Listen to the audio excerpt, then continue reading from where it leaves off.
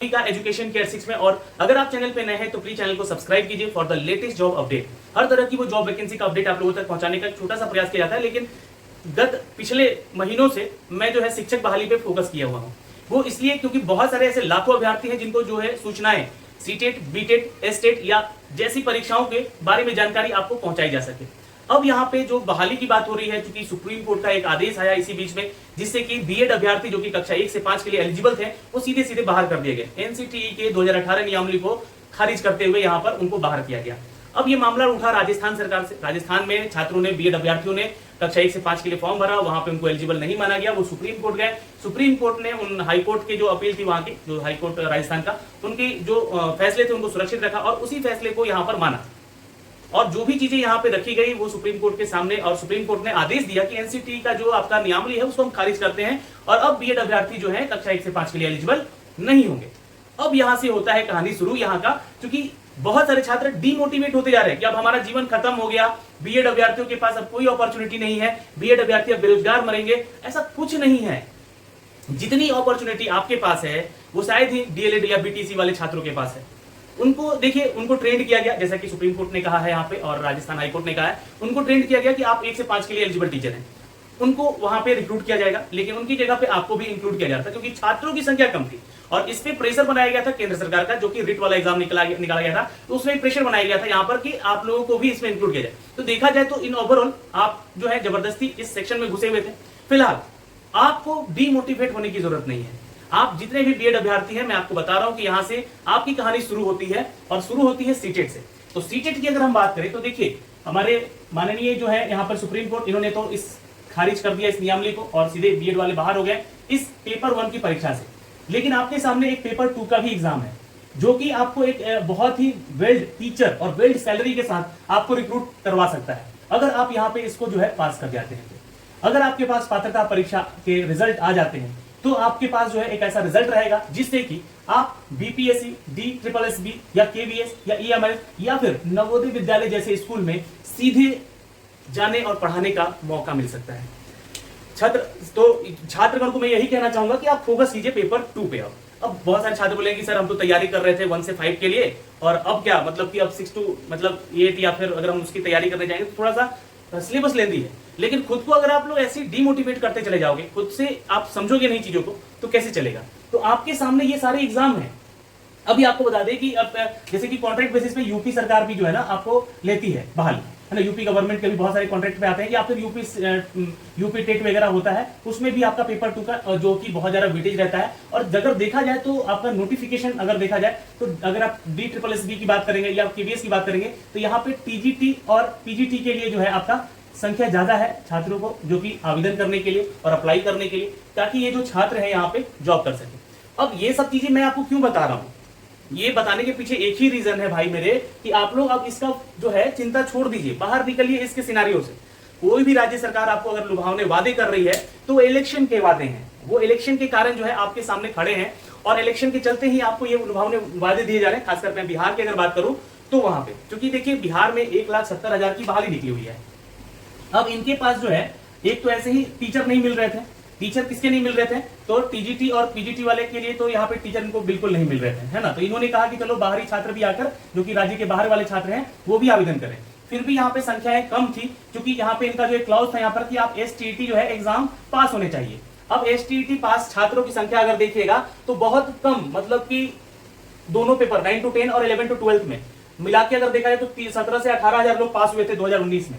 इन्होंने मौका फिर दे दिया कि चलो 2011 वाले छात्र भी जो STET पास है वो भी अप्लाई करें। फिर भी इनकी संख्याएं बहुत कम रही, तो फाइनली इन्होंने क्या कर दिया कि STET 2023 को लॉन्च कर दिया। अब इसी बीच आपको बता दें कि इसका फॉर्म भरा जा रहा है 9 अगस्त से लेकर जो है आपका 23 अगस्त तक लास्ट डेट है, ठीक है। तो अब यहाँ पे बहुत सारी ग्लिचेस आई इनके वेबसाइट पे, और अभी भी बता रहा हूँ कि छात्र परेशान है। तो अभी देखिए, अभी जो डॉक्यूमेंट अपलोड वाला सेक्शन आ रहा है उसमें से कास्ट सर्टिफिकेट अपलोड करने का वो लाइन ही गायब है। बहुत सारे छात्रों ने यहाँ पे कमेंट किया, लेकिन पहले जितने छात्रों ने फॉर्म भर दिया उनसे तो वहां पे उनका जो है डॉक्यूमेंट्स ले लिया गया।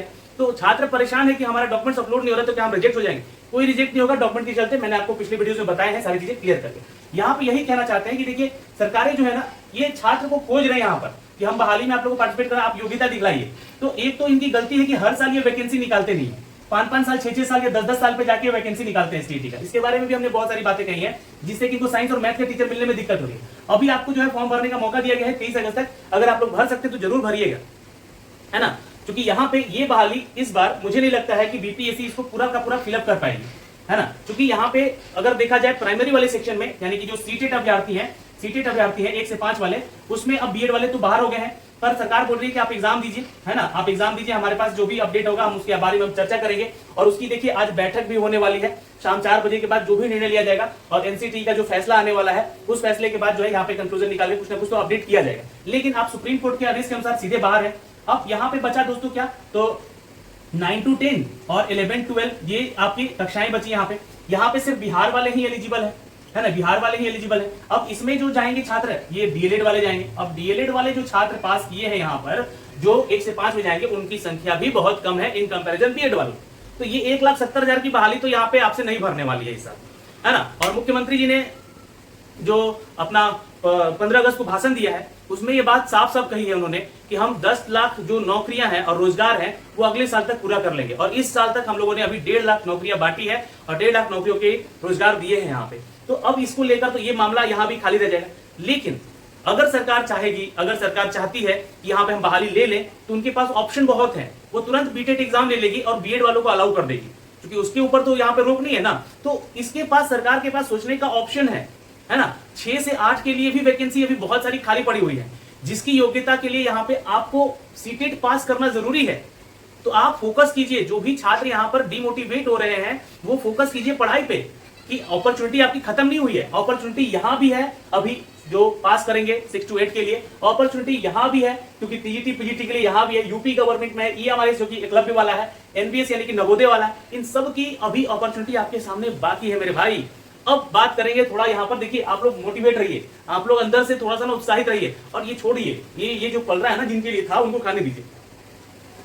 अब बात करेंगे आज देखिए 17 अगस्त है और आप लोग का सीटेट का जो एडमिट कार्ड है, अभी तक यहाँ पे तो प्री एडमिट कार्ड जारी किया गया था, लेकिन इसमें भी बहुत सारी चीजें अब तो चेंज की जाएगी ना, क्योंकि इसमें सेंटर्स दिए गए थे, है ना। तो ये शायद यहाँ पे इसको वो निरस्त कर दिया जाएगा। अब सीटेट का जो है फाइनल एडमिट कार्ड आएगा, है ना। और वो डेट दिया गया था आपका कब, तो 18 अगस्त यानी कि कल का। अब यहाँ पे बहुत सारी चीजें हैं दोस्तों, अब बहुत सारा जो मामला निकल कर आया है ये सब सुप्रीम कोर्ट का यहाँ पे जो भी है। तो उसके बाद एनसीटीई एक मीटिंग कर रही है, जो कि कल भी हुई थी मीटिंग और आज भी होने वाली है शायद उनकी मीटिंग, जहां तक खबर पता चल रहा है। तो इसके बाद आदेश देगा कि इनके एडमिट कार्ड को लेकर, सीटेट के एग्जाम को लेकर, कि क्या आखिर किया जाए, यहाँ पर क्या मामला रखा जाएगा यहाँ पर, ठीक है। अब सीटेट पेपर 1 देने का टेंशन आपका खत्म हो गया, जो बीएड अभ्यर्थी है तो वो आप लोग बिल्कुल मत दीजिएगा, मैं कहूं तो, है ना। देने का कोई पर्पस ही नहीं है, क्योंकि सरकार नहीं, यहाँ पे माननीय हाई सुप्रीम कोर्ट ने आदेश दिया आप लोग को, तो ये आप लोग बिल्कुल छोड़िएगा। लेकिन आपके पास मौके हैं, नवोदय विद्यालय, ईएमआरएस, DSSS जो वैकेंसीज आने वाली है अभी भी बहुत सारी यहाँ पर, है ना। ये तो वैकेंसी आ चुकी है ना। और बीएड जो है वो पीआरटी से सीधे बाहर है यहाँ से, इसलिए आप लोग जो है इस पे फोकस कीजिए, इस पे पेपर 2 पे, ठीक है। और बिहार वाले छात्र एसटीटी पे फोकस करें। एसटीटी में कक्षा 9 से 10 और 11 से 12 यानी कि यहाँ पे अपॉर्चुनिटी ज्यादा है।